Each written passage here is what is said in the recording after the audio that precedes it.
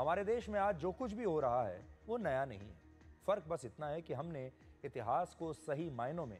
ना तो याद रखा और ना ही ठीक से उसे पढ़ा, और सही इतिहास हमें जानबूझकर बताया ही नहीं गया।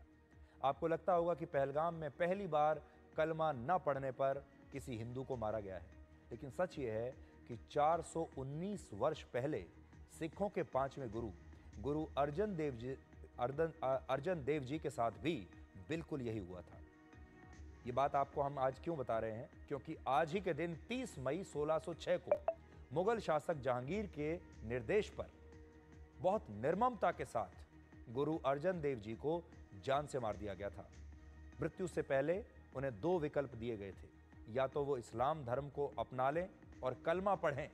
या फिर अपनी मृत्यु के लिए तैयार हो जाएं। गुरु अर्जन देव जी ने इस्लाम धर्म को न अपनाकर मरना पसंद किया और सिख धर्म की रक्षा के लिए वो शहीद हो गए, और इसीलिए आज के दिन को शहीदी दिवस के रूप में मनाया जाता है। वो सिखों के चौथे गुरु रामदास जी के पुत्र थे और उन्होंने सिख धर्म का संगठित रूप में विस्तार किया था।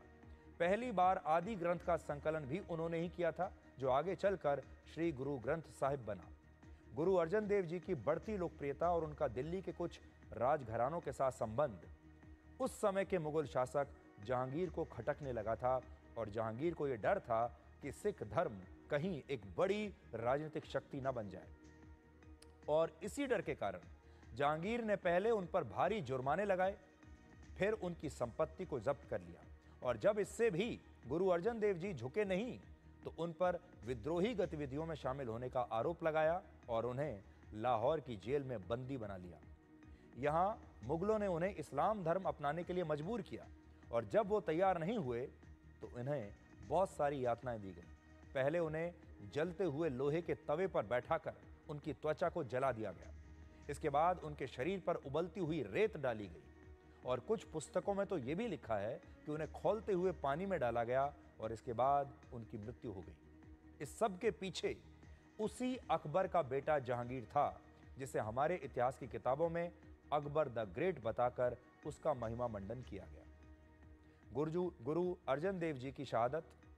सिख धर्म की रक्षा के लिए पहली शहादत थी, और आप में से बहुत सारे लोगों को यह बात शायद पता ना होगी कि अमृतसर के गोल्डन टेम्पल यानी हरमिंदर साहिब की नींव भी उन्होंने ही रखी थी, और यह वही गोल्डन टेम्पल है जिसे पाकिस्तान ने इस युद्ध के दौरान